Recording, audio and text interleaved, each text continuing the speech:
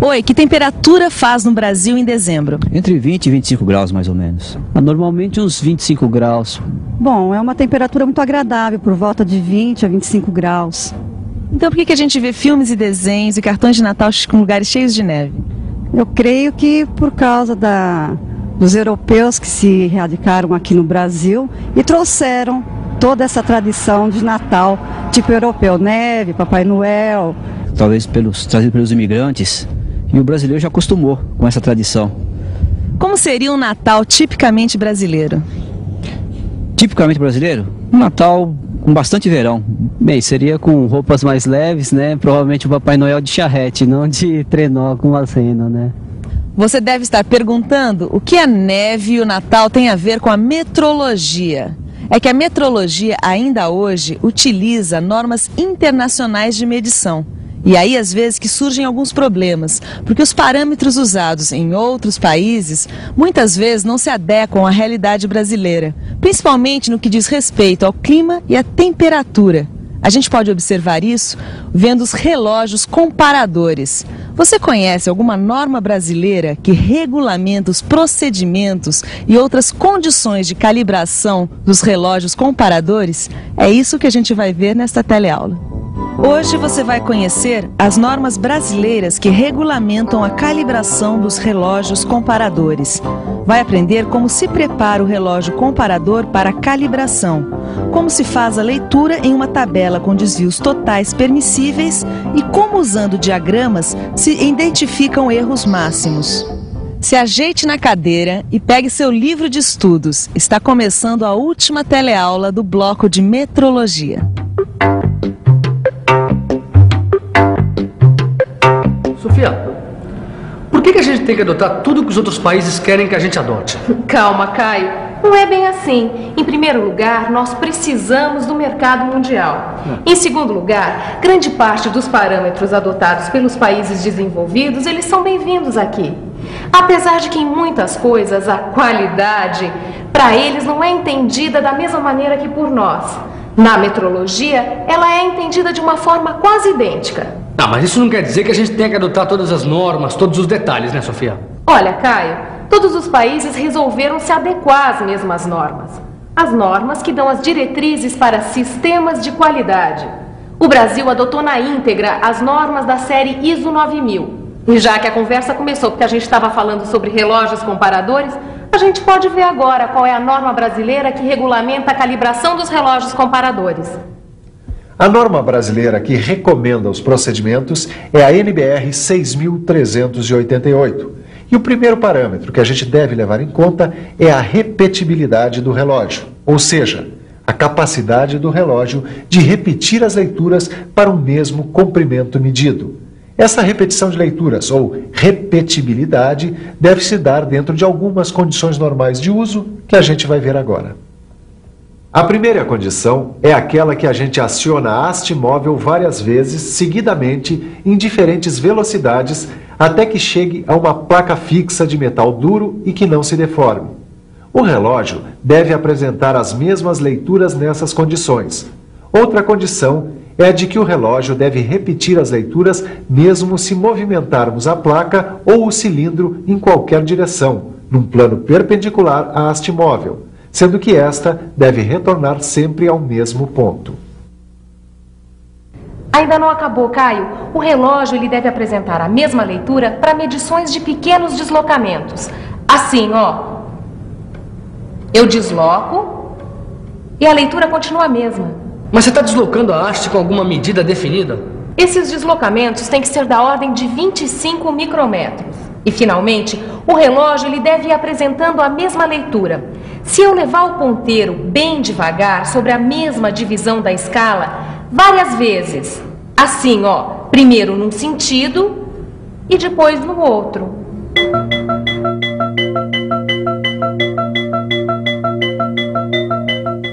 Para essas condições que a gente acabou de ver, Tito, o erro de repetição não pode ser maior do que 3 micrômetros.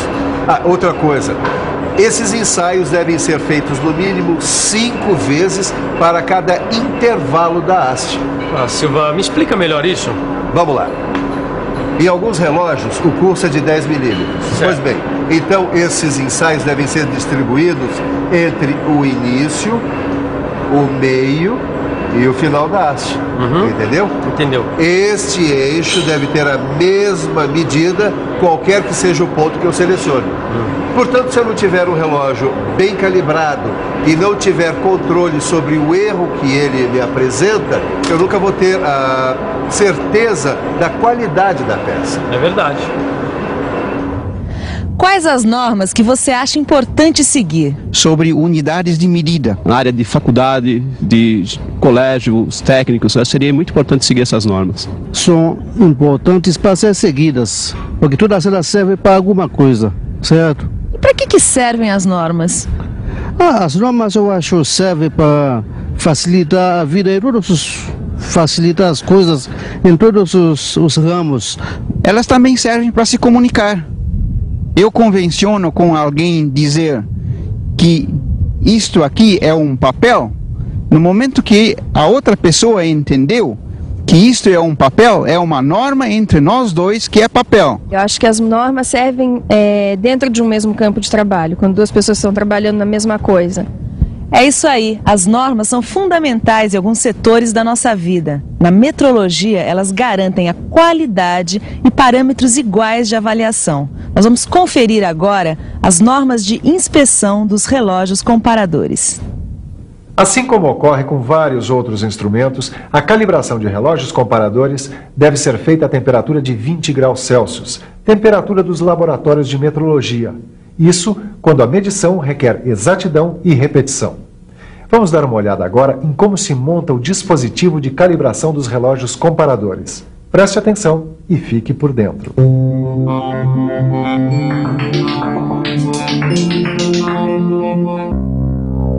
O relógio comparador tem uma estrutura que lhe dá uma falta de estabilidade. Isso deve ser compensado montando o relógio num suporte suficientemente rígido. A calibração é feita por meio de um dispositivo que posiciona o relógio perpendicularmente e em oposição à cabeça de um micrômetro. Assim, é possível fazer leituras que vão de 1 milésimo de milímetro até medidas superiores. Nesta posição é que se fazem os ensaios e medições. O que a gente faz, Caio, é uma série de leituras em espaços determinados. Eu marco os intervalos e faço as leituras no comprimento total do curso útil do relógio. Tá vendo? No começo eu faço a leitura a cada 10º de volta. Deixa eu ver se eu entendi. Primeiro eu preparo todas as condições para fazer uma série de ensaios com o relógio. E é lógico que eu vou fazer um monte de leituras e ter várias medidas. Mas e depois? Como é que eu analiso esses acertos e erros, Sofia? A gente define a exatidão do relógio comparador como a capacidade que ele tem de, dentro de um intervalo específico, dar leituras que tenham erros dentro de desvios que são permitidos. Como é que eu sei quais são esses desvios permitidos? Isso já foi definido, Tito, por uma série de experimentos e colocados numa tabela. A tabela dos desvios totais permissíveis. Essa tabela relaciona os intervalos em que eu vou fazendo as medidas com as diferenças que eu vou obtendo entre essas medidas, entendeu? Deixa eu ver se eu te explico melhor. Me passa esse aferidor. Peraí. Aqui.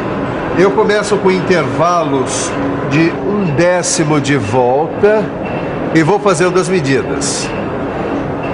Entre essas medidas vai haver diferenças ou não. E eu sigo até 5/10 de volta ou meia volta. Repito isso até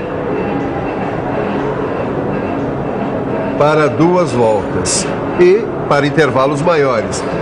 Existe um limite para essas medidas variarem umas das outras. Esse limite é o desvio total permissível. Agora eu entendi. Então só está faltando a gente conhecer de perto essa tabela.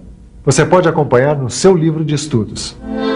Com essa tabela, a gente pode identificar os desvios em 1/10 de volta, que é de 5 micrômetros. O desvio total permitido para 5/10 de volta é de 10 micrômetros. Erros em 2 voltas e até em intervalos maiores, onde a gente vai considerar erro a diferença de medida de 20 micrômetros.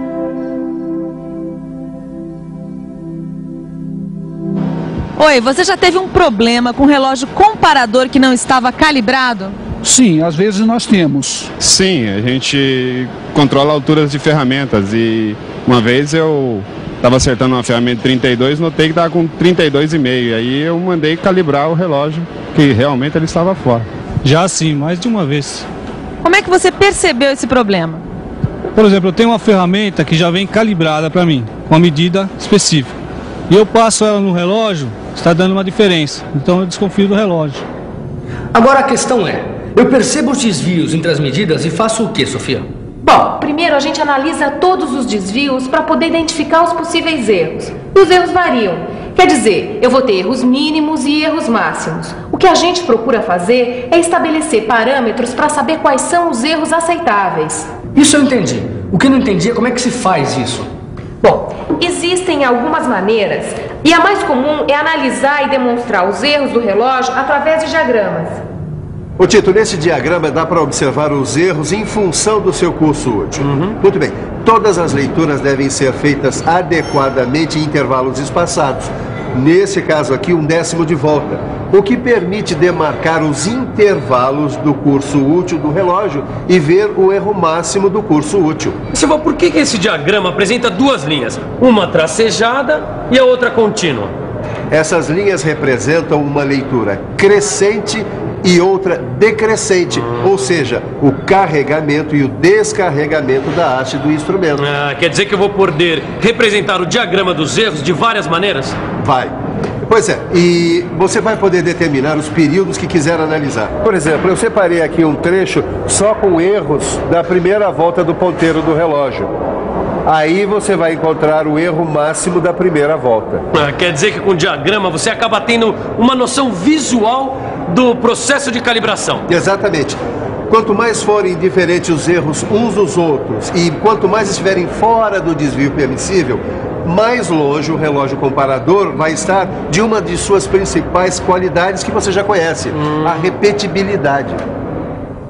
Repetibilidade. Ter a capacidade de repetir as mesmas leituras é a qualidade de todos os instrumentos de medição. É o que o faz confiável. Um laboratório de metrologia é o lugar onde se criam as condições definidas pelas normas. É de se esperar, portanto, que um laboratório de metrologia dos Estados Unidos ou da França forneça as mesmas condições que um laboratório brasileiro. A normalização surge para unificar os padrões de qualidade, para garantir que todas as medidas se baseiem nos mesmos padrões. Você já teve vergonha ou medo de perguntar e tirar alguma dúvida? Não. Por quê? Porque hoje no dia a dia, quando você está trabalhando numa máquina, você não pode ficar com dúvida, né? Você precisa esclarecer na hora para você poder fazer a peça. Depende da situação, a gente perguntando, a gente aprende cada vez mais, né? Então, a gente tem que perguntar mesmo. E se você tem vergonha de perguntar, trate de perder essa vergonha, porque a gente economiza tempo e entende melhor quando pergunta. E antes que você comece a perguntar agora, vamos ver se a gente consegue esclarecer algumas das suas dúvidas com a revisão. E atenção, se liga aí que é a hora da revisão. Na teleaula de hoje, você viu que uma das principais características dos relógios comparadores é a sua repetibilidade, sua capacidade de repetir as leituras nas condições normais de uso. Conheceu as normas brasileiras de calibração dos relógios comparadores e aprendeu quais as condições e como se monta um dispositivo para a calibração dos relógios. Finalmente, conheceu como fazer a leitura em uma tabela de desvios permissíveis e como, através de diagramas, identificar erros máximos. Nós estamos encerrando o bloco de metrologia. Eu espero que você tenha entendido o porquê dessa ciência ser fundamental, principalmente para a mecânica. O importante é você captar o raciocínio que existe por trás do funcionamento dos instrumentos, das medições e do trabalho com as medidas obtidas. O resto você aprende na prática. E também não esqueça de usar o seu livro de estudos. No final dele tem alguns exercícios. E não sinta vergonha de perguntar, porque perguntar obriga tanto quem pergunta quanto quem responde repensar sobre os assuntos. E nas próximas teleaulas, vamos começar a estudar processos de fabricação. Não percam, até lá. Tchau.